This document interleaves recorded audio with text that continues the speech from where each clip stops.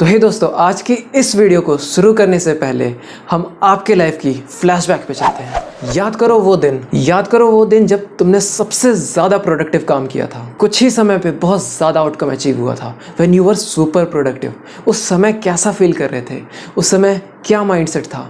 Try to reconcile that feeling, try to recollect all that feeling which you were feeling at that moment. कैसा feel कर रहे थे आप? हो सकता है that productive day is backed by a deadline.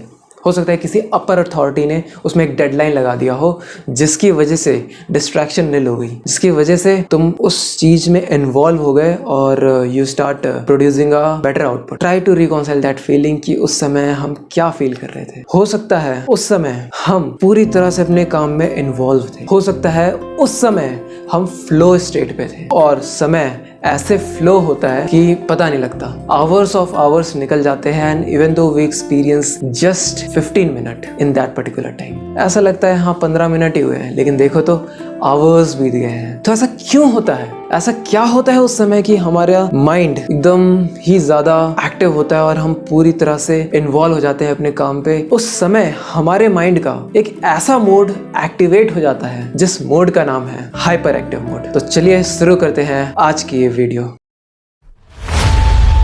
आज बहुत ही बड़ा दिन है, लेकिन आज जो मैंने एक्सपीरियंस किया ये बस एक मोमेंट का सवाल है।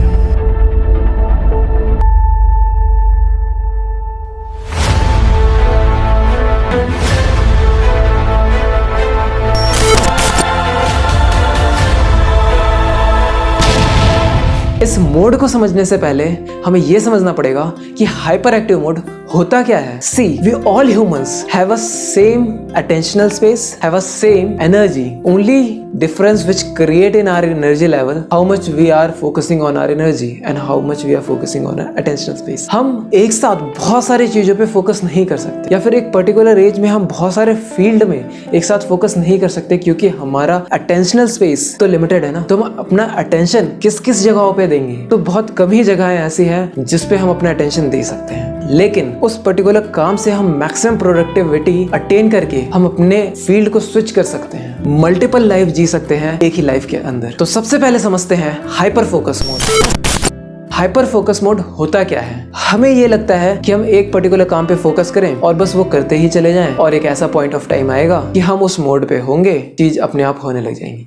But it is not like that. Hyper focus is not focusing on a single thing, which is impossible, because our mind is by its nature is a monkey mind. So hyper focus is focusing on a multiple task simultaneously. And what are that tasks? First of all, you have to follow some of these steps.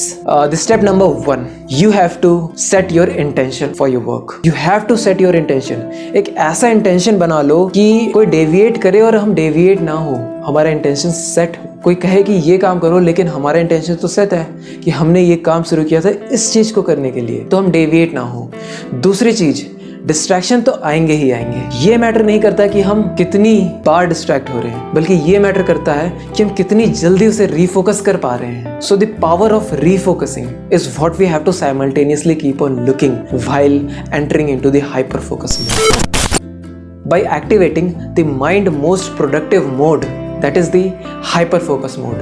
So hyper focus is focusing on multiple things simultaneously, and these 4 steps. First of all, you need to set your intentions.